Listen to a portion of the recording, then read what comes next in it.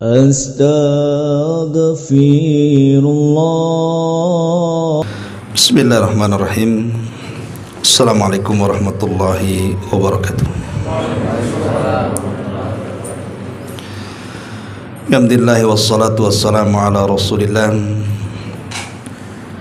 wa ala alihi wa sahbihi wa mawalah wa la hawla wa la quwata illa billahi wa ba'du. Baik, kita lanjutkan kajian kita, masih membahas tafsir dari juz 29, dan kita masih masuk pada surah Al-Mursalat, dan kita masuk pada ayat ke-16 dan seterusnya. A'udzubillahi minasyaitonirrajim. Bismillahirrahmanirrahim. Alam nuhlikil awwalina thumma nutbi'uhumul akhirina kadzalika naf'alu bil mujrimin wailun yawma idzin lil mukadzibin. Bukankah kami telah membinasakan orang-orang yang terdahulu, lalu kami ikut sertakan azab kami terhadap mereka dengan mengadab orang-orang yang akhir pula. Demikianlah kami berbuat terhadap orang-orang yang melakukan dosa. Maka kecelakaan pada hari itu bagi para pendusta. Ma'asyiral muslimin wal muslimat rahimani wa rahimakumullah. Ayat ini menjelaskan kepada kita tentang azab yang ditimpakan oleh Allah Subhanahu wa taala kepada umat sebelum Islam,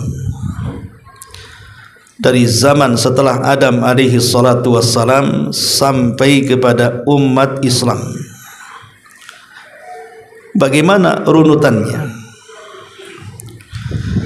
Ma'asyiral muslimin wal muslimat rahimani wa rahimakumullah. Kita tahu bahwa jarak Nabi Allah Adam alaihi salatu wassalam sampai diutusnya Nabi Allah Nuh alaihi salam itu 10 kurun. Satu kurun itu 100 tahun. Berarti jarak Nuh ke Adam itu 1000 tahun. Itu berdasarkan hadis yang sahih. Lah di masa ini belum ada penyimpangan akidah. Belum ada satupun dari turunan Adam alaihi salatu wassalam yang melakukan kesyirikan. Maksiat ada, tapi kesyirikan belum ada. Seperti Qabil membunuh Habil, pembunuhan sudah ada. Perzinahan juga sudah ada. Di zaman Nabi Allah Syith alaihi salam sudah ada perzinahan. Tetapi kalau sampai taraf kepada menyekutukan Allah Subhanahu wa taala, belum ada. Mereka masih mengikuti ajaran Nabi Allah Adam alaihi salatu wassalam dari sisi akidah. Sampai pada kurun Nuh alaihi salatu wassalam, disinilah terjadi penyimpangan akidah. Karena kaum Nuh alaihi salatu wassalam ini, mereka mulai berpaling dari menyembah Allah Subhanahu wa taala dan menyembah berhala orang-orang soleh yang sebelumnya mereka cintai. Sampai Allah Subhanahu wa taala katakan, la tadharunna waddan wala suwa'an wala yaghutha wa ya'uqa wa nasra. Jadi di zaman Nabi Nuh alaihi salatu wassalam ada 5 berhala. Yang dulunya 5 berhala ini adalah jelmaan daripada orang-orang soleh. Mereka lah yang disebut dengan keluarga Wad atau keluarga Wud. Disebut Wud atau Wad dalam bahasa Arab artinya dicintai. karena kesolehan mereka, dan tidak ada nabi yang diutus kepada mereka sehingga mereka berpegang kepada ajaran 5 orang saleh ini, dan semuanya dari keluarga Wad. Jadi Wad ini bapaknya, sementara Yagus, Ya'uq, Nasr itu semua adalah anak-anaknya. Tetapi kemudian setelah 3 orang ini atau 5 orang ini meninggal dunia, disinilah iblis yang selama ini ingin menyesatkan anak Adam ada kesempatan. Karena dari zaman Adam sampai ke zaman Nuh ini sulit sekali iblis menyesatkan Bani Adam. Maksudnya sampai ke taraf menyembah dirinya. Sehingga iblis datang kepada kaum Nuh dan mengatakan, sesungguhnya aku hidup di zaman nenek moyang kalian. Maksud nenek moyang kalian membuat berhala orang-orang soleh itu tidak lain supaya kalian bisa menyembah Allah dan mendekatkan kepada Allah lewat berhala-berhala itu. Mulai ditanamkan syirkut tawassul, syirik tawassul namanya. Tetapi belakangan bukan hanya sekedar menyembah Allah lewat patung-patung itu, kemudian generasi seterusnya sudah tidak berlaku lagi. Justru mereka betul-betul menyembah berhala-berhala itu bukan dalam rangka mendekatkan diri kepada Allah. Disinilah terjadi kesyirikan pertama sepanjang sejarah manusia.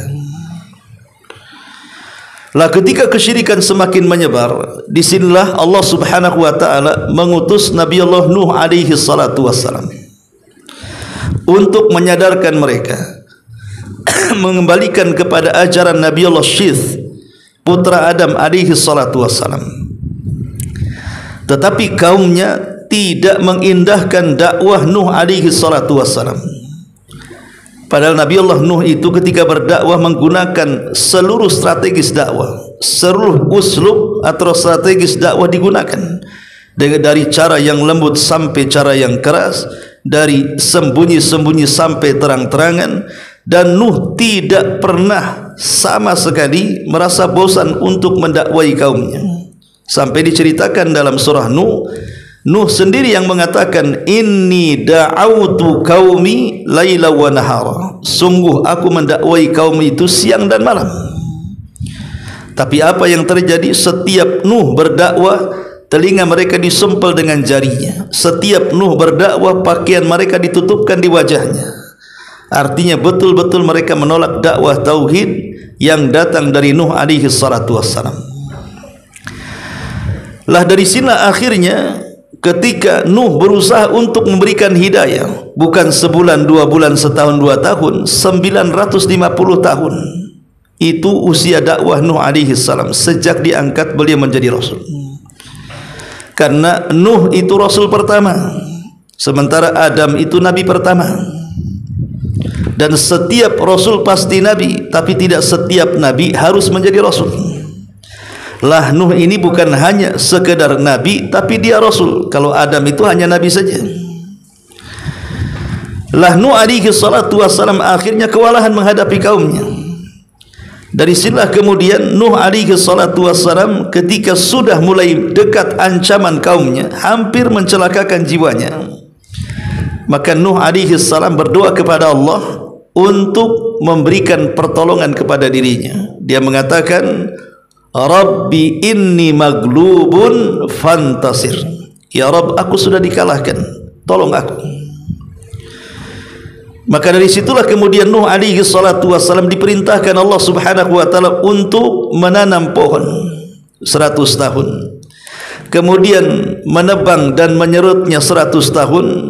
Kemudian membuat perahu selama 40 tahun. Begitu kata Abdullah ibn Abbas radhiyallahu anhu.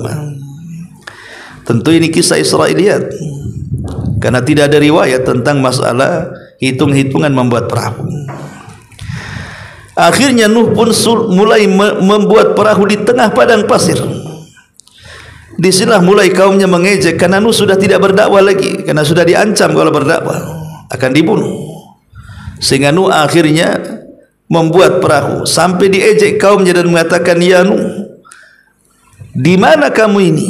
Dulu engkau mengaku seorang nabi, sekarang engkau menjadi tukang kayu. Mana profesi nabimu? Tapi Nuh alaihi salatu wassalam tidak menghiraukan ejekan itu.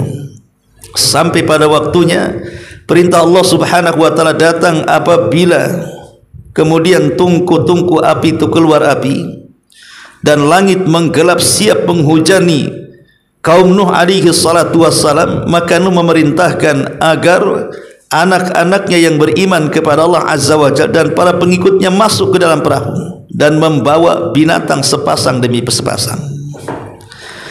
Tentu tidak semua binatang yang masuk ke dalam perahu Nuh alaihi salatu wassalam, karena bagaimanapun perahu itu kan tidak besar ya, untuk menampung binatang yang hari ini kita lihat macam-macam binatang. Sehingga para ulama kemudian membahas juga masalah ini, apakah semua binatang masuk ke dalam perahu Nuh berpasang-pasangan itu? Apakah tidak semua? Ulama hanya menjawab innallaha ala kulli syai'in qadir. Allah itu atas segala sesuatu maha mampu. Boleh jadi setelah peristiwa itu Allah menciptakan binatang yang kita kenal hari ini. Yang jelas Nuh berusaha memasukkan binatang sepasang demi sepasang. Banyak kisah khurafat tentang masalah binatang-binatang dalam perahu itu. Tapi intinya bahwa ketika kemudian datang waktunya, turunlah banjir bandang yang luar biasa, karena Allah satukan antara hujan lebat dengan naiknya air yang ada di bumi, sehingga menciptakan sebuah banjir yang ditiup angin yang kita kenal dengan tsunami. Itulah yang terjadi. Lah dari sini Allah Subhanahu wa taala berfirman dalam surah Al-A'raf ayat 64, "Fakadzabuhu fa'anjaynahu walladzina ma'ahu fil fulki wa aghraqna alladzina kadzdzabu biayatina innahum kanu qauman amin." Innahum kanu qauman amin. Maka mereka mendustakan Nuh, lalu kami selamatkan dia dan orang-orang yang bersamanya dalam kapal itu.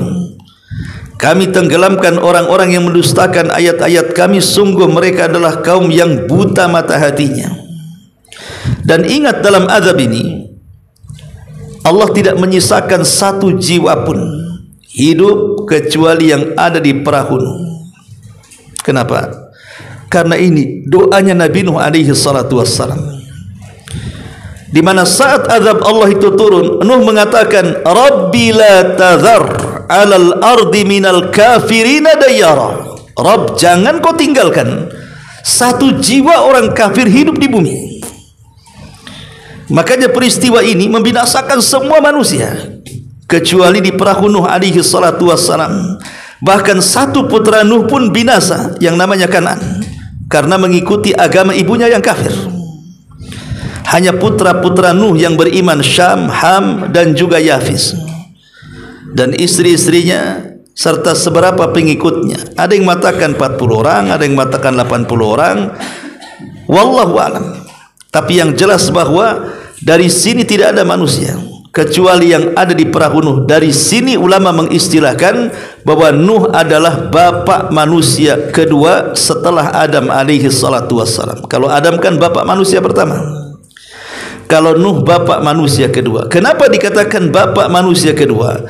Karena manusia semuanya hari ini dari ujung dunia itu semuanya dari keturunan putra Nuh yang ada di perahu itu, di mana Ham atau Syam melahirkan bangsa Arab, Yahudi, Nasrani dan begitu seterusnya. Kemudian Ham, mereka ataupun dia kemudian hijrah ke daratan Afrika. Jadilah kemudian turunan orang-orang yang berkulit hitam, Afrika dan yang semacamnya. Adapun Yafis kemudian ke daerah Asia. Kita-kita inilah keturunan Yafis, putra Nuh alaihi salatu wassalam. Ini adab yang pertama yang Allah Subhanahu wa taala timpakan kepada kaum Nuh alaihi salatu wassalam. Kemudian setelah Nuh alaihi salatu wassalam diselamatkan di Bukit Judi di Irak dan anak-anaknya berkembang kemana-mana, kemudian Nuh pun meninggal dunia, maka generasi pertama mereka masih beriman kepada Allah. Generasi kedua, ketiga, sampai akhirnya ajaran Nuh dilupakan. datanglah generasi yang pertama kali menyembah berhala setelah Nuh alaihi salatu wassalam. Itulah yang disebut dengan kaum 'Ad. Allah Subhanahu wa taala berfirman di dalam Al-Qur'anul Karim, tepatnya surah Al-A'raf ayat 69. Allah mengatakan, wadhkuru id ja'alakum khulafa'a min ba'di qaumi Nuhin. Dan ingatlah oleh kamu sekalian di waktu Allah menjadikan kamu sebagai pengganti-pengganti yang berkuasa setelah lenyapnya kaum Nuh. Jadi Allah Subhanahu wa taala memberikan arahan ataupun mengingatkan kepada kaum 'Ad dan mengatakan, ingatlah wahai kaum 'Ad, di waktu Allah menjadikan kalian sebagai pengganti-pengganti yang berkuasa sesudah lenyapnya kaum Nuh. Artinya kaum 'Ad adalah kaum pertama dari kaum Nuh yang dilenyapkan oleh Allah Subhanahu wa taala untuk meneruskan estafet. Tapi sayang, kaum 'Ad ini justru kaum yang pertama kali menyekutukan Allah Subhanahu wa taala. Dan kalau kita melihat sejarah Nabi, sejarah bangsa Arab itu terbagi menjadi 3. Ada yang disebut dengan Al-Arab Al-Ba'idah, ada yang disebut dengan Al-Arab Al-Ba'idah, kemudian Al-Arab Al-Musta'ribah. Ada Ba'idah, ada Musta'ribah.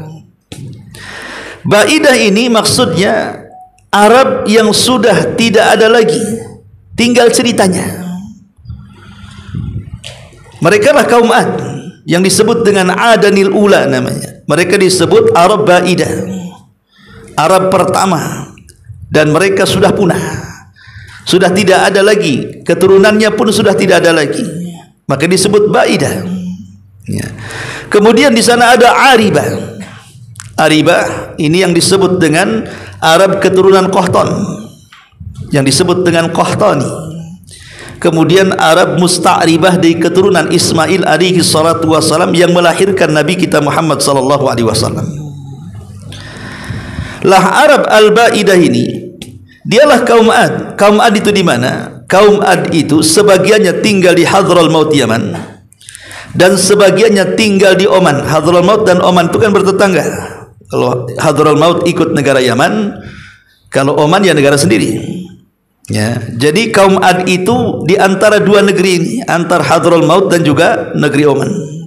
Di situlah Allah Subhanahu wa taala utus seorang nabi yang dikenal dalam sejarah Nabi Arab pertama, Hud alaihi salatu wassalam, diutus kepada kaum 'Ad, kaum yang pertama kali menyekutukan Allah setelah binasanya kaum Nuh.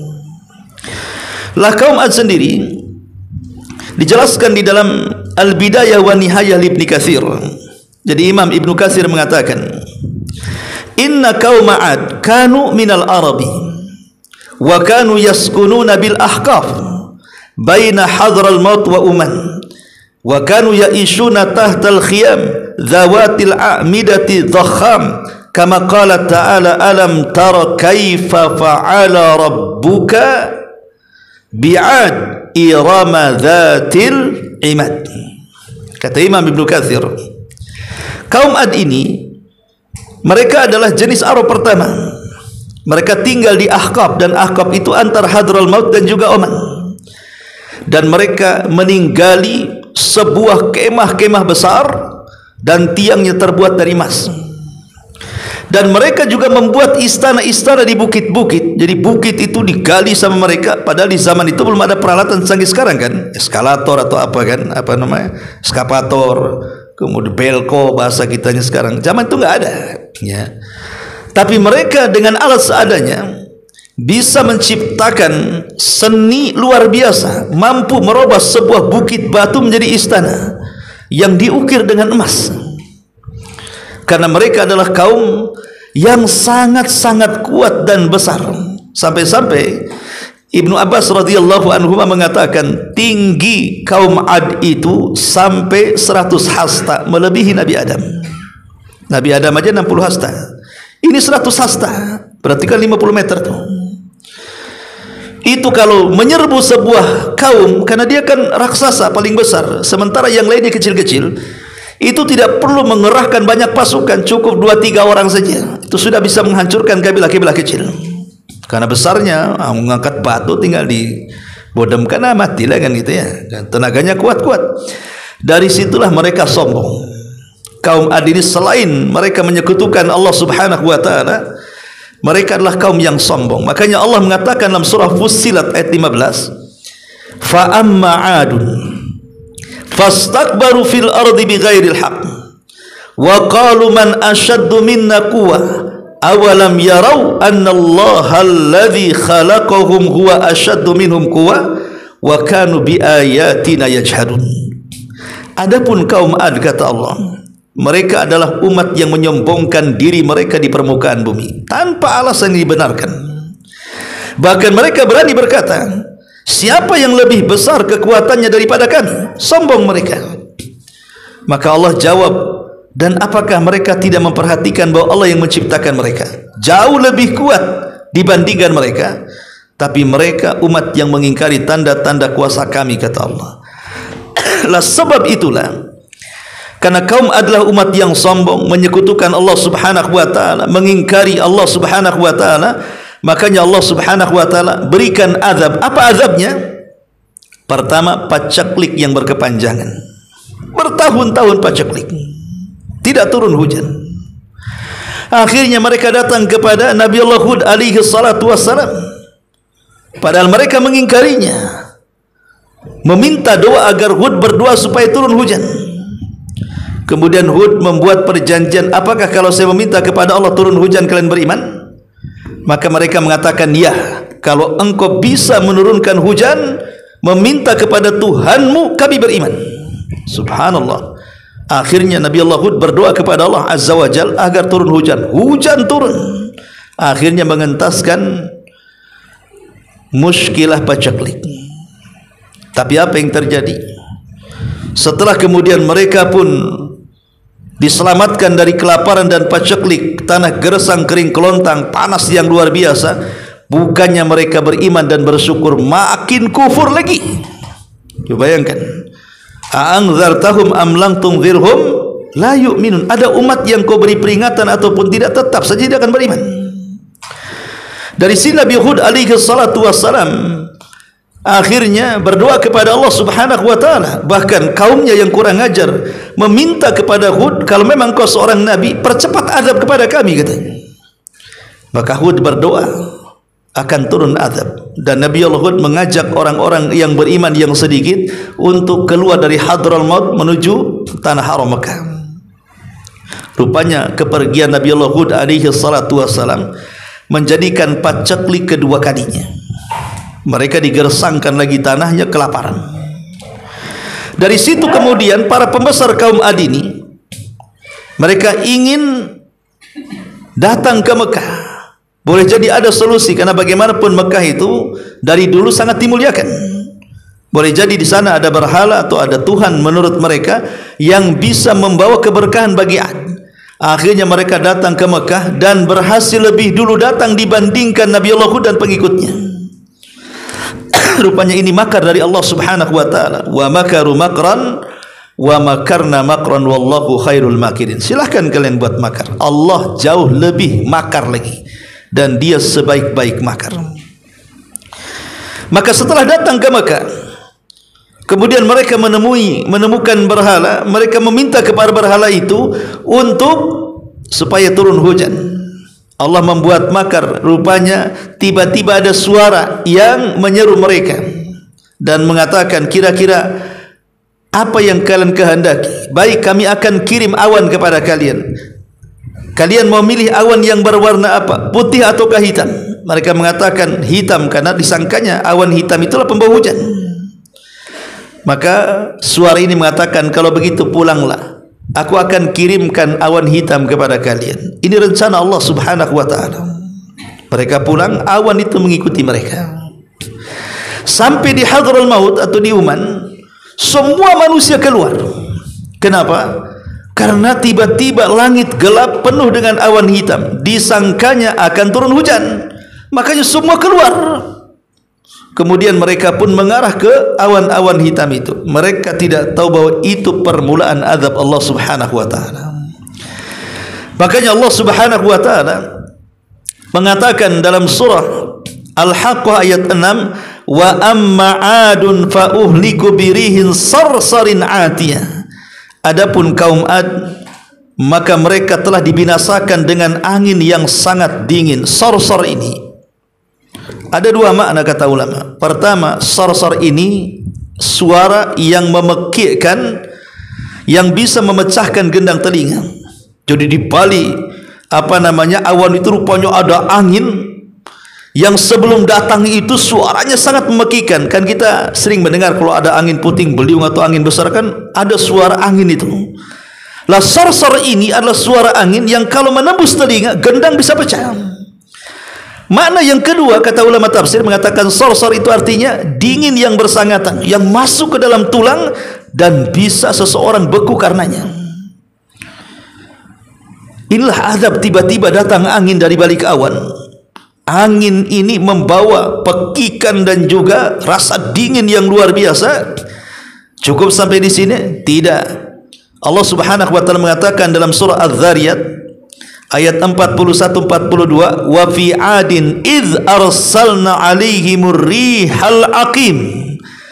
Dan juga pada kisah kaum Ad ketika kami kirim kepada mereka angin yang akan membinasakan. Angin itu siap membinasakan mereka. Makanya Allah Subhanahu wa taala mengatakan dalam ayat yang lain bahwa angin ini membawa seluruh jasad-jasad manusia.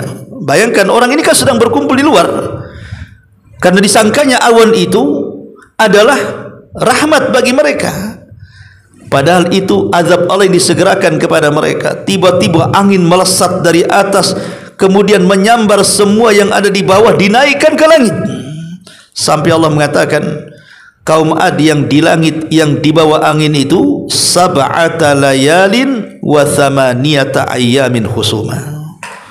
Sab'ata layal, sab'ata ayyam, 7 hari dan 8 malam berada di langit, ditabrak-tabrakan satu dengan yang lainnya sampai Allah Subhanahu wa taala muntahkan kembali ke bumi.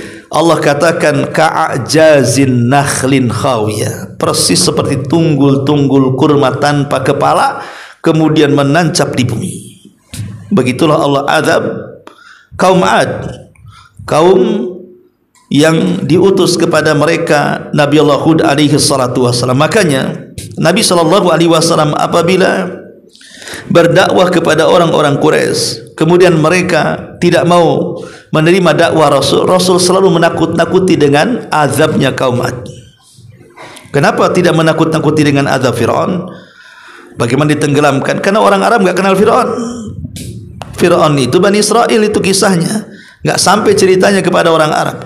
Sementara kisah Nabi Hud, Nabi Saleh, Nabi Syuaib itu kan nabi-nabi Arab, orang kenal ceritanya. Makanya Nabi SAW pernah satu hari didatangi oleh pembesar Quraisy, kemudian diajak berunding, bahkan ditawarkan harta, kekuasaan, wanita dan yang semacamnya, tapi Rasul menolak. Kemudian Rasul membacakan ayat surah Fussilat ayat 13, fa in a'radu fakul anzartukum sa'iqatan misla sa'iqati 'adin wa thamud. Jika mereka berpaling, kata Rasul membacakan surah Fussilat, maka katakanlah kepada mereka, aku telah peringatkan kepadamu dengan petir seperti petir yang menimpa kaum Ad dan kaum Thamud. Itulah adabnya. Maka Nabi Allah Hud setelah menyelamatkan orang-orang yang beriman ke arah Mekah sana, dan tinggal di Mekah, kemudian beranak pinak di situ, sampai akhirnya generasi yang diselamatkan dari azab itu mereka tetap beriman setelah kematian Hud alaihi salatu wassalam. Sampai ketika generasi demi generasi, maka yang pertama kali melakukan kesyirikan setelah hilang banyak generasi kaum Ad adalah kaum Thamud yang menetap di antara Madinah dan Tabuk. Nabi SAW ketika perang Tabuk, Rasul melewati sebuah tempat yang disebut dengan Madain Saleh. Walaupun jadi khilaf ulama, Tapi ini yang banyak dipilih oleh ulama sejarah, bahwa Nabi Saleh diutus di antara Madinah dan Tabuk. Disitulah generasi pertama yang menyekutukan Allah dari keturunan Ad ibn Iram adalah kaum Tsamud. Jasad mereka atau perawakan mereka kurang lebih dengan kaum Ad, karena memang turunannya. Ya, mereka juga sombong persis seperti sombongnya kaum Ad. Dan mereka menyekutukan Allah Subhanahu wa taala. Maka diutuslah kepada mereka siapa? Nabi Allah Saleh alaihi salam. Allah mengatakan dalam surah Al-A'raf 74, "Wadhkuru ij'alakum khulafa'a min ba'di 'adin." Dan ingatlah olehmu di waktu Tuhan menjadikan kamu pengganti-pengganti yang berkuasa setelah musnahnya kaum Ad. Jadi setelah musnahnya kaum Ad, datang kaum Tsamud. Mereka lah yang melakukan kesyirikan pertama dari kaum keturunan kaum Ad ini. Diutus kepada mereka Nabi Allah Saleh alaihi salam. Nabi Saleh ini sebenarnya masih turunan mereka.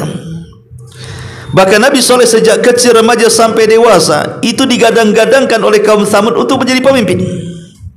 Karena kecerdasannya, ketampanannya, kebaikannya, kedermawanannya, akhlak penuh yang dimiliki Nabi Saleh sehingga dikagumi oleh kaum Tsamud dan digadang-gadangkan jadi pemimpin. Tapi setelah diangkat jadi nabi malah dimusuhi. Makanya Allah Subhanahu wa taala menjelaskan bagaimana perkataan kaum Tsamud kepada Nabi Saleh. Disebutkan dalam surah Hud 62, qalu ya Saleh qad kunta fina marjuwan qabla hadha atanhana an na'budu ma ya'budu abauna wa inna lafi syakkim mimma tad'una ilaihim murib. Wahai Saleh, sesungguhnya kamu sebelum ini adalah seorang di antara kami yang kami harapkan menjadi pemimpin kami. Jadi awalnya Nabi Saleh itu maksud mau diangkat jadi pemimpin karena memang orangnya baik, cerdas, ya. Tetapi setelah dia angkatnya jadi nabi, apa yang terjadi? Mereka mengatakan, akan tetapi mengapa engkau melarang kami untuk menyembah apa yang disembah nenek moyang kami? Sesungguhnya kami benar-benar dalam keraguan dan kegelisahan terhadap apa agama yang engkau suruhkan sebenarnya kepada kami. Jadi saat kemudian Nabi Saleh mengingatkan tentang ajaran Nabi sebelumnya Hud alaihi salatu wasalam untuk mentauhidkan Allah dan mengatakan u'budullaha ma lakum min ilahin ghairi, sembahlah Allah karena tidak ada sembahan selain daripada Allah. Tapi mereka justru malah memusuhi Nabi Saleh, bahkan mengatakan innama anta minal musakharin. Mereka berkata sungguh kamu adalah salah seorang dari orang-orang yang terkena sihir, katanya. Engkau ini orang bingung, orang gila, katanya. Semua para nabi tidak lepas daripada tuduhan seperti itu. Akhirnya mereka pun berjanji akan beriman dan mengatakan, wahai Saleh, bukankah setiap nabi itu punya keajaiban? Bukankah setiap nabi punya mukjizat? Kalau engkau seorang nabi, keluarkan unta dari batu ini. Kenapa mereka meminta keluar unta dari batu? Karena mereka terbiasa dengan batu. Mereka suka mahat bukit. Dijadikan istana, bukan ditempati, hanya untuk rumah singgah saja, hanya untuk kegemaran saja, hobi-hobian saja. Berbangga-bangga bahwa mereka bisa membuat rumah-rumah seperti itu, dan peninggalannya ada. Kalau antum ke Tabuk sana, ke Madain Saleh, itu ada peninggalannya di situ. Ya, artefak-artefak kuno gitu bahasa kitanya, ya, peninggalan Nabi Saleh itu ada sampai hari ini, bisa diteliti. Ya. Jadi akhirnya kemudian Nabi Saleh alaihi salatu wassalam ditolak dakwahnya dan meminta agar Nabi Saleh mengeluarkan keanehan dalam bentuk unta yang keluar dari batu. Bahkan minta unta itu bunting 10 bulan, namanya usyara. Makanya kemudian terbelahlah batu itu karena mukjizat Allah yang diberikan Nabi Saleh, keluar unta bunting 10 bulan keluar saja melahirkan anaknya. Dan unta ini disebutkan dalam Al-Quran sebagai naqatullah, untanya Allah. Dan setiap makhluk yang disandarkan kepada Allah mulia, baitullah, rumahnya Allah, untanya Allah. Kenapa disebut untanya Allah? Karena unta itu tidak keluar dari rahim seorang ibu unta, dia keluar dari batu. Allah yang menciptakannya. Dan itu mukjizat besar karena untanya besar. Bahkan unta itu air susunya seperti keran, bisa menghidupi banyak kabilah Samud, meminum air susunya setiap hari dari unta itu. Asal syaratnya ketika unta minum jangan diganggu, itu saja. Kalau mau ngambil air susunya silahkan. Coba sebanyak apa ribuan kaum Samud bisa minum dari satu unta dari susunya, kalau bukan mujizat apa namanya. Tapi setiap nabi itu pasti punya musuh, orang hasad, ya. Makanya mereka orang-orang hasad berencana untuk membunuh unta itu. Nabi SAW mengatakan kepada Ali radhiyallahu an, "Ya Ali, siapakah manusia yang paling buruk di permukaan bumi ini?" Kata Ali radhiyallahu an, "Aku tidak tahu, Allah wa Rasuluh alam." Maka Rasul mengatakan, manusia yang paling buruk adalah orang yang pernah membunuh unta Nabi Saleh dan orang yang akan membunuhmu. Rasul mengatakan, manusia yang paling buruk adalah orang yang membunuh untanya Nabi Saleh dan orang yang akan membunuhmu. Siapa yang membunuh Ali? Abdurrahman ibn Mulzam, seorang pakar Quran tapi berpemahaman Khawarij. Dia membunuh Ali atas nama Quran. Itulah Abdurrahman ibn Mulzam. Rasul mengatakan dialah yang paling buruk yang akan membunuhmu. Adapun pembunuh unta Nabi Saleh, ada yang mengatakan namanya Kidar ibn Salif atau Salif ibn Kidar, ya. Itulah orang yang membunuh untanya Nabi Saleh. Dia menghasut warga, kemudian berbondong-bondong beberapa orang diajak untuk membunuh unta Nabi Saleh dan berhasil. Kemudian anaknya masuk lagi ke batu sambil berteriak, dan hanya lah dari sini kemudian Nabi Saleh marah, ya. Makanya Allah Subhanahu wa taala gambarkan dalam surah Asy-Syams ayat 12, "Idzim ba'asha athqaha fakadzabuhu faaqaruha fadzamzama 'alaihim rabbuhum bidzambihim fasawwaha." Ketika orang yang paling celaka bangkit di antara mereka, lalu mereka mendustakan Nabi Saleh dan menyembelih unta itu, karena itulah Tuhan membinasakan mereka disebabkan dosa mereka, lalu Allah meratakan mereka dengan tanah. Nabi Saleh ketika mendengar untanya disembelih, pada sebelumnya sudah mewanti-wanti jangan sentuh unta itu, malah dibunuh pula. Maka Nabi Saleh alaihi salatu wassalam memberikan kepada mereka ancaman, "Tamatta'u fi darikum thalathata ayyamin dzalika wa'dun ghairu makdzub." Kata Nabi Saleh, silahkan dari hari ini bersukarialah kalian. Merasa kalian berhasil membunuh unta, silahkan bergembira kalian. Kalian makan daging unta besar itu, silahkan. Silahkan kalian bergembira di rumah-rumah kalian hari ini. Tapi ingat, waktu gembira kalian hanya 3 hari saja. Waktu gembira kalian hanya 3 hari saja. Karena itu hari-hari terakhir kalian di dunia, dan sesungguhnya siksaan akan turun pada kalian setelahnya. Ma'asyiral muslimin yang dimuliakan Allah Subhanahu wa taala, apa yang terjadi? Nabi Saleh meninggalkan mereka, meninggalkan kaum Samud yang akan diazab, dan juga orang-orang yang beriman bersamanya. Kemudian mulailah apa yang dikatakan Nabi Saleh menjadi kenyataan. Hari pertama, tiba-tiba wajah mereka memerah. Wajah mereka memerah, ya. Kemudian hari menguning, wajah pertama menguning, kemudian hari kedua memerah, kemudian hari ketiga menghitam, dan mereka menjadi jasad bergelimpangan di rumah-rumah mereka sendiri. Datang Jibril berteriak dengan satu teriakan, akhirnya mereka menjadi mayat di rumah-rumah mereka. Mereka mengubur hidup-hidup mereka di rumah-rumah mereka sendiri. Itulah yang Allah katakan bahwa fadzamzama 'alaihim rabbuhum bidzambihim fasawwaha. Lalu Allah meratakan mereka dengan tanah, dikubur dengan rumah-rumah mereka. Ma'asyiral muslimin yang dimuliakan Allah Subhanahu wa taala, setelah Nabi Allah Saleh alaihi salatu wassalam, datang Nabi Ibrahim. Ingat, Nabi Saleh dan Hud Nabi Arab, karena memang diutus di Arab, satu di Hadrul Maut dan Oman, satu diutus antara Madinah dan Tabuk, ya. Sekarang beralih kepada Nabi Ibrahim. yang merupakan bapa semua para nabi. Tidak dijelaskan tentang kaum Nabi Ibrahim yang ingkar itu, apakah mereka diazab atau tidak. Hanya dijelaskan tentang kematian Namrud, bagaimana Allah letakkan satu nyamuk di atas kepalanya, dalam kepalanya selama 40 tahun, sehingga Namrud jadi gila. Setiap hari kalau nyamuk itu kemudian digerakkan Allah, maka dia menyuruh pembantunya untuk memukulkan kepalanya dengan sandal. Setiap hari sampai 40 tahun. Akhirnya mati karena hari-hari pukul sandal. Enggak percaya? Bukan. Buat antum. Hari-hari pukul sandal kita. Tidak lama mati. Ya. Itulah hukuman Namrud. Hanya Namrud saja, kaumnya tidak dijelaskan hukumannya. Tapi di zaman yang sama ada azab yang menyeluruh. Kepada siapa? Kepada kaum Lut.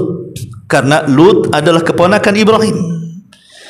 Dialah yang dibawa Ibrahim dari Irak. Satu-satunya orang yang beriman adalah Nabi Lut.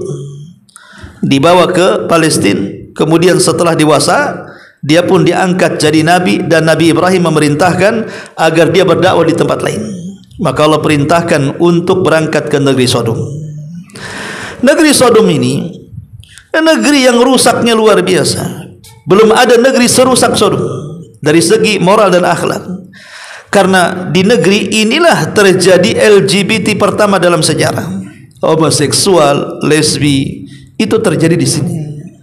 Ya, yang laki-lakinya homoseksual, yang perempuannya lesbi. Tentu kisahnya ma'ruf, ya. Memang setan sengaja kemudian menjelma orang sebagai anak yang paling tampan sekali, disuruh untuk mencuri. Jadi setan ini merubah dirinya, namanya setan, iblis. Bisa saja dia tasyakul, jin itu kan bisa tasyakul, berubah menjadi manusia yang tampan, yang jelek, bisa mereka. Jadi jin yang jahat, utusan iblis atau iblis sendiri bertasyakul menjadi manusia yang paling tampan, pura-pura mencuri, kemudian ketangkap. Sementara ketika itu kaum Sodom adalah kaum yang makmur, sementara negeri-negeri yang lainnya kaum tidak makmur. Ketika terjadi pacaklik, mereka suka mencuri.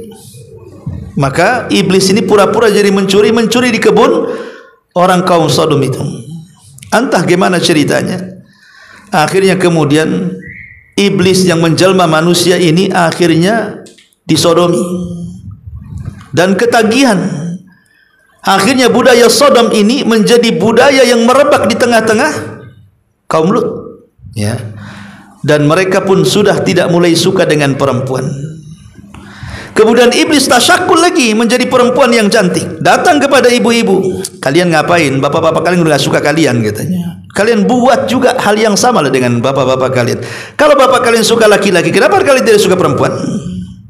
Maka terjadilah homo dan lesbi di zaman itu. Itulah homo dan lesbi pertama sepanjang sejarah. Moral rusak. Tidak ada kaum sebelumnya melakukan seperti itu. Lah Allah Subhanahu wa taala mengutus Lut ke negeri ini. Makanya Allah mengatakan dalam surah Al-A'raf ayat 80-81, wa lutan idh qala liqaumihi atatuna al-fahishata ma sabaqakum biha min ahadin minal alamin innakum lata'tuna ar-rijala syahwatan min dunin nisa bal antum qaumun musrifun. Dan kami telah mengutus Lut. Lalu dia berkata kepada kaumnya, mengapa kamu melakukan perbuatan keji yang belum pernah dilakukan seorang pun sebelum kalian? Kalian menyukai fahisyah, maksudnya perbuatan keji, homoseksual ataupun lesbi, ya. Kemudian Allah mengatakan, sungguh kamu telah melampiaskan syahwatmu kepada sesama jenis kalian laki-laki, bukan kepada perempuan. Kalian benar-benar kaum yang melampaui batas. Jadi itulah memang perlakuan kaum Lut alaihi salatu wassalam. Mereka justru melakukan macam-macam kejahatan, merampok di jalan, belum lagi kesyirikan, macam-macam. Ya, makanya diutus Lut alaihi salam kepada mereka. Sampai pada waktunya 3 malaikat, Jibril, Mikail dan Malakul Maut, menjelma menjadi tamu ke rumah Ibrahim yang ada di Palestina.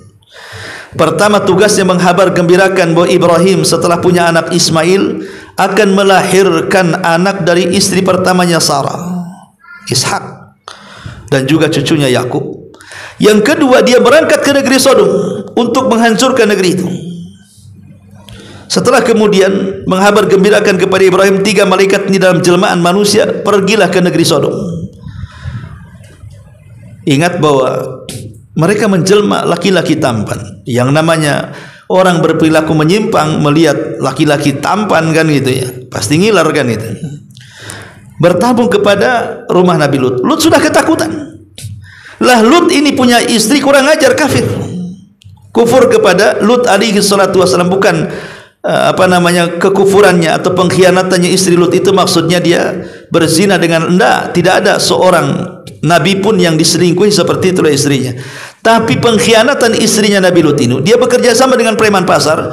Jadi kalau ada tamu ganteng, maka dia akan menyalakan kayu bakar, kemudian asapnya ngepul ke langit, maka preman-preman pasar tahu itu tanda bahwa ada laki-laki ganteng, maka akan diculik, kemudian diperkosa dan membayar bayaran kepada istrinya Nabi Lut. Maka dikatakan oleh Allah, wa dharaballahu mathalan lilladzina kafaru imra'ata nuhin wa imra'ata lut kanata tahta abdaini min ibadina salihaini fa khanatahuma. Dan Allah membuat permisalan bagi orang-orang kafir tentang 2 wanita yang kufur kepada suaminya. Pertama istri Nuh, yang kedua istri Lut. Padahal dua-duanya di bawah 2 hamba yang soleh, tapi keduanya berkhianat. Adapun pengkhianatan istri Nuh, dialah yang pertama kali menganggap gila suaminya sebelum kaumnya. Kalau turun wahyu kepada Nuh, istrinya dulu yang mengatakan kau gila tuh. Adapun pengkhianatan istri daripada Lut karena bekerja sama dengan preman-preman pasar untuk menculik tamu-tamu. Ya. Jadi Lut alaihi salatu wasallam ketakutan dengan tamunya, karena ketika preman datang langsung ditutup pintu, didobrakan, minta diserahkan tamu itu. Maka Lut hanya mengatakan kepada tamu-tamu, kalau aku punya kekuatan bisa menghentikan mereka, aku lakukan, tapi apalah dayanya. Baru di sini 3 tamu ini mengaku, jangan takut wahai Lut, kami ini malaikat yang diutus Allah. Sebaiknya sebelum waktu subuh kalian ajak anakmu, kemudian selamatkan mereka. Sebelum waktu subuh ajak anakmu, dan subuh sudah mendekati. Akhirnya kemudian Lut alaihi salatu wassalam pun pergi dengan anak-anaknya yang beriman kepadanya, dan disyaratkan tidak boleh melihat ke belakang, dan kalau ada pekikan langsung ditutup telinganya, dan berjalan tanpa dihiraukan. Rahasia ini tidak diberikan kepada istrinya, hanya Lut dan anak-anak perempuannya saja. Ketika Jibril kemudian betul-betul membiarkan pintu rumah Lut terbuka, tiba-tiba dia menjelma menjadi Jibril yang asli, dalam bentuk yang asli, dihampaskan satu sayapnya, semua mata orang-orang yang mengepung rumah Lut tercongkel dari tempatnya. Itu azab pertama tuh. Akhirnya mereka jadi buta. Ya. Azab yang kedua, Jibril terbang ke langit, kemudian menusukkan satu sayapnya, kemudian mengangkat negeri Sodom yang terdiri dari beberapa kabilah ke langit. Kemudian dihujani dengan meteor sampai mati semua, baru kemudian ditumpahkan kembali ke bumi. Jadilah laut mati hari ini. Itulah Allah subhanahu wa ta'ala katakan dalam Al-Quran, wa amtarna alaihim mataran fakaifa kana aqibatul mujrimin, dan kami turunkan kepada mereka hujan batu, maka perhatikanlah bagaimana kesudahan orang-orang yang melakukan dosa itu. Bahkan Allah subhanahu wa ta'ala mengatakan, fa arsalna alaihim 'aliyaha safilaha, maka kami balikkan negeri Sodom itu. Setelah diangkat, dibalikan, kemudian dihantamkan lagi ke bumi, jadilah laut mati. Dan Rasul mengatakan, la'anallah man la'ana qauma Lut, man amila amala kaum Lut. Allah melaknat siapapun yang berbuat seperti perbuatan kaum Lut. Subhanallah. Saya pikir setelah azab kaum Sodom, selesailah perbuatan yang merusak moral ini.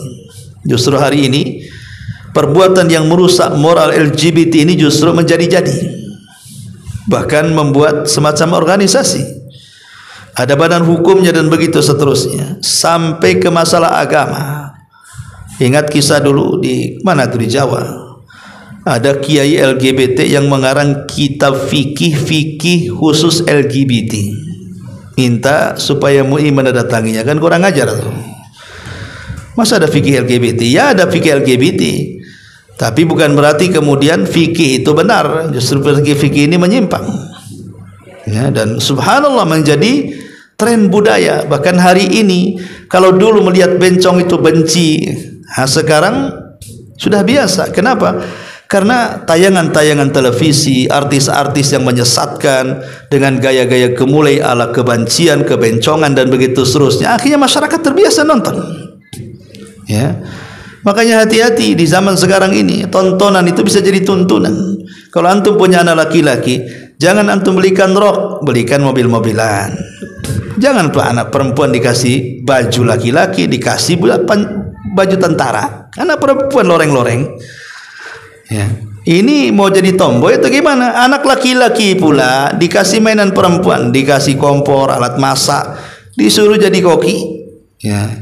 Ya memang betul koki baik, tapi kan kalau mengarah kepada gemulai kewanita-wanitaan, nah ini kan kalau dari kecil kemudian sudah ditanamkan seperti itu, ya wajar kalau sudah besar jadi banci, jadi bencong dan begitu seterusnya. Banci kaleng. Ya. Ma'asyiral muslimin yang dimuliakan Allah Azza wa Jalla, intinya bahwa Lut kaumnya diazab oleh Allah. Setelah Nabi Allah Lut alaihi salatu wassalam, datang para nabi setelahnya. Dari turunan Ibrahim, Ishak, dari Ishak lahir Yakub, dari Yakub lahirlah Nabi Allah Yusuf alaihi salatu wassalam, sampai akhirnya dikenallah dengan Bani Israel. Diutus kepada mereka ribuan para nabi. Setiap generasi dipimpin para nabi, sampai setelah kemudian Nabi Allah Ilyasa, kemudian Nabi Allah nama Zulkifli, sampai kepada yang terakhir yang menjadi raja di tengah-tengah Bani Israel adalah Nabi Samuel atau Samun atau Samuel. Kita mengatakan Samuel, Samun juga ada yang mengatakan Samun karena dalam bahasa Arab Samun itu karena orang tuanya berdua ingin punya anak dikabulkan. Jadi Samun itu artinya dari mendengar. Allah mendengar doa seorang ibu, lahirlah anak yang namanya Samun atau Samuel. Itulah nabi yang terakhir menjadi raja. Lah Bani Israel ini kan sudah di zaman itu orang-orang Yahudi dibantai, terutama oleh pasukan Bukhtun Nasr yang menghabisi orang-orang Yahudi zaman itu, sehingga mereka centang perenang kemana-mana.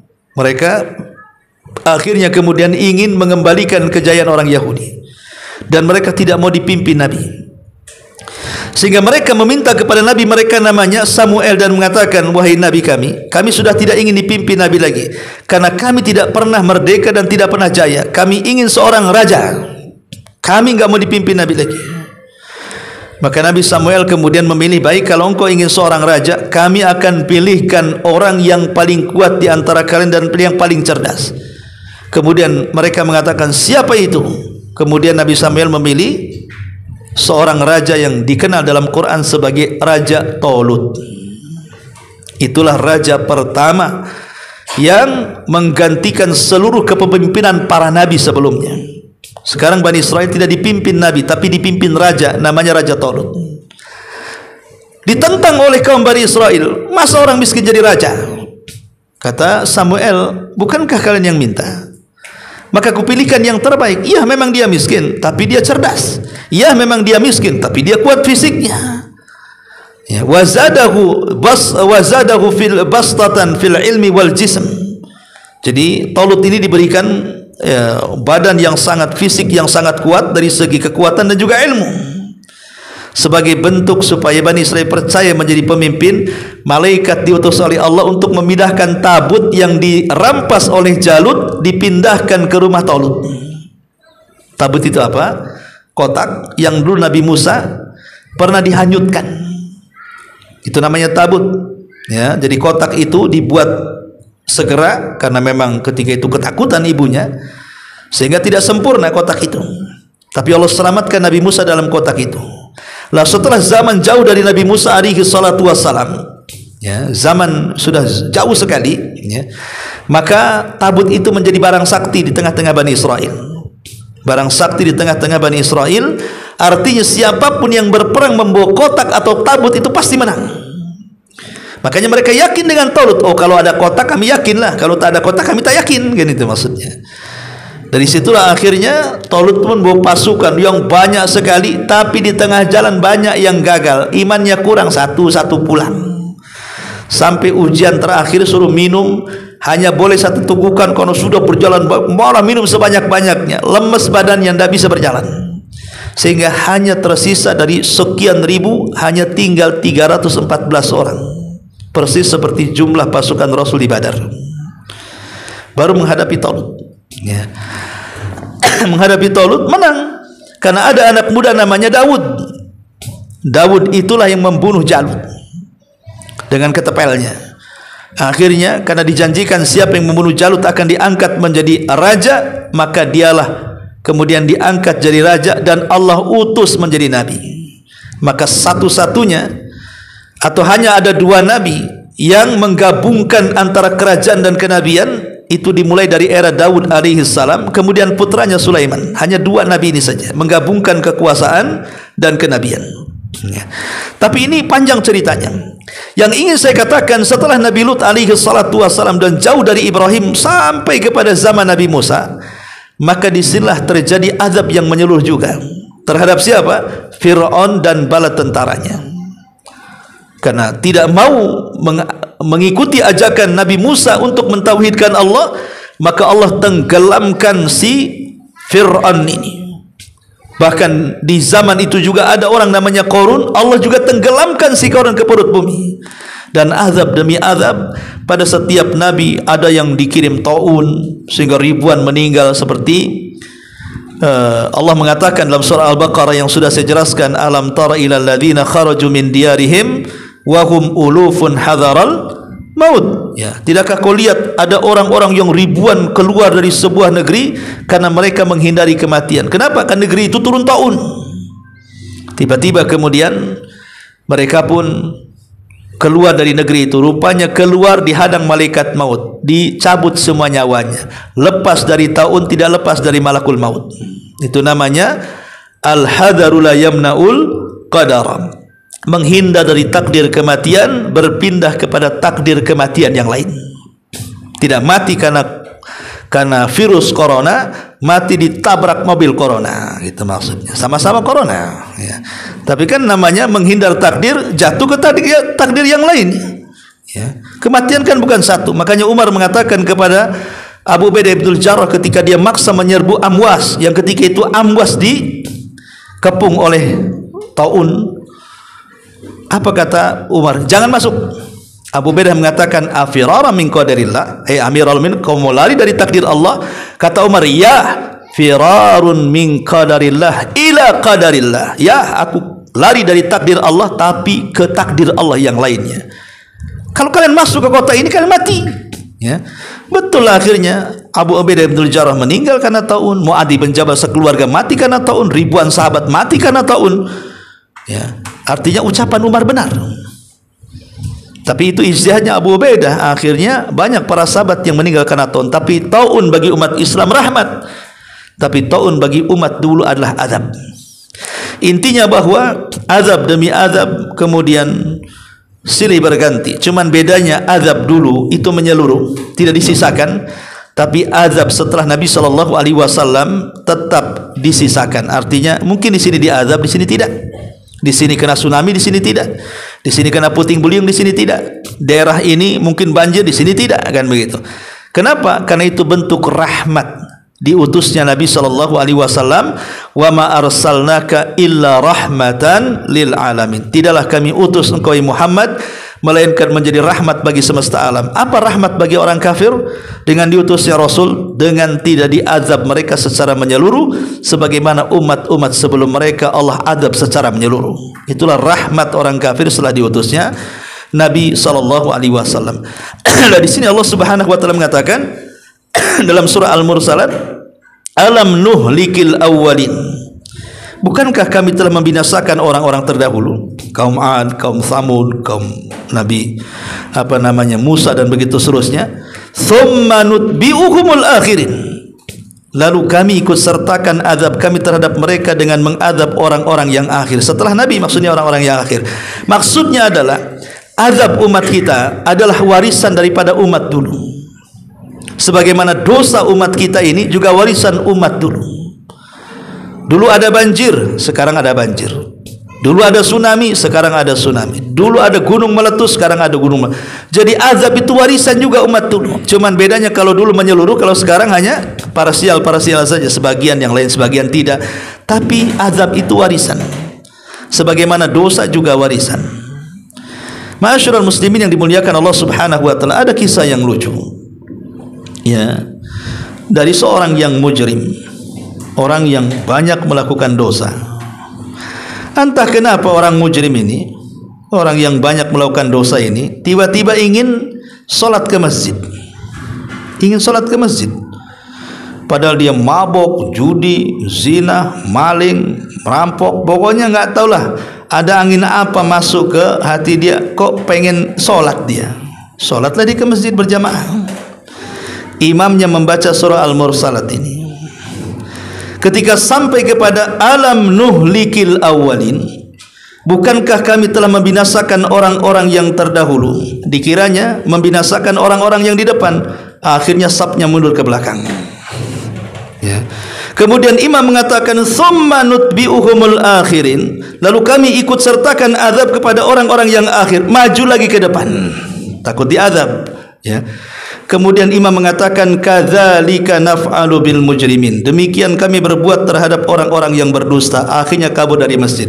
Rupanya aku ini salah, depan diazab, belakang juga diazab katanya. Ketika imam mengatakan alam nuhlikil awalin, maksudnya orang yang awal di saf pertama. Ulama, sini orang yang banyak melakukan dosa, Allah katakan akan diazab. Nggak mau di saf pertama lah. Akhirnya ke belakang, paling akhir dia. Ya. Ketika mendengar summa nutbiul akhirin, yang akhir juga diazab, bingung dia, ke depan lagi. Kemudian kadzalika naf'alu bil mujrimin, begitulah orang-orang yang dosa, mau awal mau akhir tetap diazab, kabur dari masjid. Ini orang mujrim. Bayangkan ya. Ma'asyiral muslimin yang dimuliakan Allah Azza wa, intinya bahwa ini menjelaskan tentang umat-umat terdahulu sampai umat sekarang, bahwa azab itu akan senantiasa ada bagi orang yang bermaksiat kepada Allah Subhanahu wa taala dan Rasulnya. Baik, sampai di sini. Kalau yang bertanya silakan. Kalau kita tutup.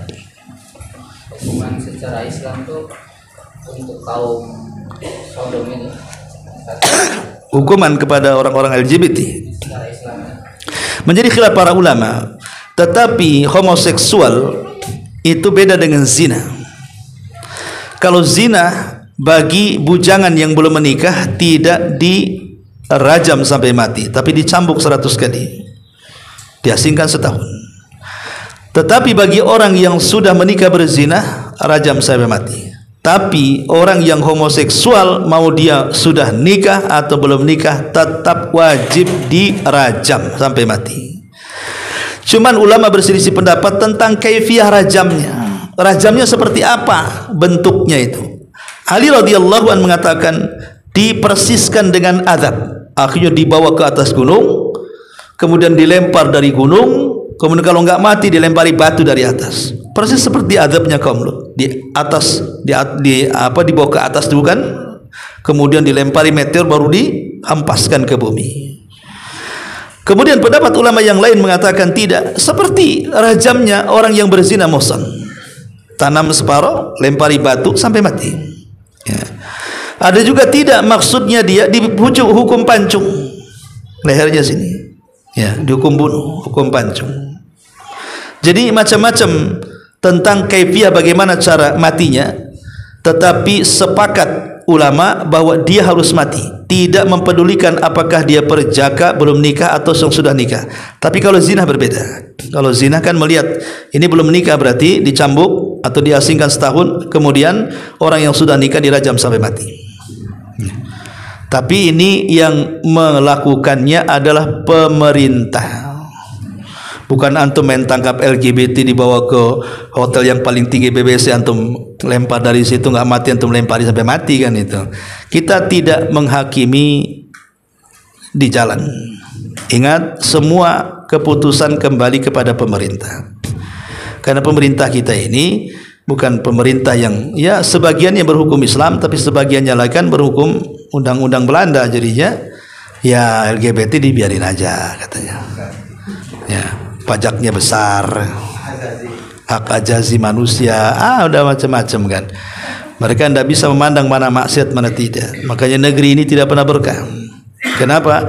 Karena Allah mengatakan walau anna ahlal qura amanu wattaqau la fatahna alaihim barakatin minas sama'i wal ar walakin kadzabu. Kalau penduduk negeri ini beriman dan bertakwa. Iman dan takwa itu artinya menjalankan perintah dan menjauhi larangan. Maka kami akan turunkan berkah langit dan bumi, tapi mereka mendustakan iman takwa itu. Akhirnya terjadi seperti ini. Ekonomi merosot, pengangguran di mana-mana, kejahatan menyebar, macam-macam kejahatan ada. Karena tidak dibangun di atas pondasi iman dan takwa. Kebanyakan teori ekonomi saja. Teori ekonomi ini betul, itu hanya sebab. Tetapi yang menentukan apakah ekonomi berhasil atau tidak bukan teori, tetapi Allah Subhanahu wa ta'ala. Sehebat apapun menteri keuangan, menteri ekonomi, menteri macam-macam, sampai lulusannya sampai nggak ada titelnya tempat saking banyaknya, ya semua jasanya asli, ya. Tidak bisa menentukan negeri kita ini bangkit dari ekonomi kalau Allah belum mengizinkan. Ya, ingat teori ini sebab. Terkadang kita ini terlalu menyembah sebab, lupa kepada yang membuat sebab. Mengagung-agungkan sebab, wah menteri ini bagus ini mantap, wah dipuji netizen luar biasa. Itu sebab saja. Jangan terlalu gulu dengan sebab, karena di sana ada zat yang menciptakan sebab. Berdoa kepada Allah, Dialah yang menciptakan sebab. Dia menciptakan menteri itu. Yang menciptakan otaknya juga Allah, yang ngasih ilmu di otaknya juga Allah. Dia hanya sebab saja. Kecerdasan itu sebab. Tapi yang paling utama adalah yang menciptakan sebab. Terkadang kita lupa dengan yang menciptakan, terlampau mengagungkan yang ada di sebab tadi. Ini kesalahan kita. Ya, betapa banyak orang cerdas tidak guna kecerdasannya karena Allah tidak mengizinkannya. Qulillahumma malikal mulki tu'til mulka man tasha wa tanzi'ul mulka mimman tasha wa tudhillu man tasha wa tu'izzu man tasha biyadikal khair. Ya. Qulillahumma malikal mulki, katakan kekuasaan itu milik Allah. Allah berhak mencabut, Allah berhak juga menetapkan. Allah berhak memuliakan, Allah berhak juga menghinakan. Maka negeri kita ini bukan krisis ekonomi yang pertama, tapi krisis tauhid. Krisis tauhid, krisis akhlak, itu yang sebenarnya terjadi. Kalau dua krisis ini kemudian dihilangkan, insya Allah yang lain itu akan mudah. Karena kalau kita mentauhidkan Allah Subhanahu wa ta'ala, Allah janji Allah akan menjadikan kita ini para pemimpin sukses, orang-orang yang akan menikmati kehidupan enak di bumi. Tapi kalau mereka menjauh dari Allah, sedikit demi sedikit kemudian jatuh kepada kesyirikan. Betapa banyak pejabat-pejabat itu mereka memelihara dukun-dukun, kerennya penasihat spiritual, ya paranormal lah kan itu, walaupun tak normal, ya. Nah, itu seperti itu orang-orang itu kan. Ya kita tidak mengatakan, tapi umumnya memang pejabat seperti itu. Pejabat yang mana ya tak tahu lah kan itu. Tapi umumnya memang seperti itu. Nah, kalau ini sudah negara ini dibangun di atas kesyirikan seperti itu, macam mana mau maju? Wallahu a'lam. Dan panjang-panjang nanti kemana-mana. Subhanakallahumma bihamdika asyhadu an la ilaha illa anta astaghfiruka wa atubu ilaik. Allahu ta'ala alam. Assalamualaikum warahmatullahi wabarakatuh.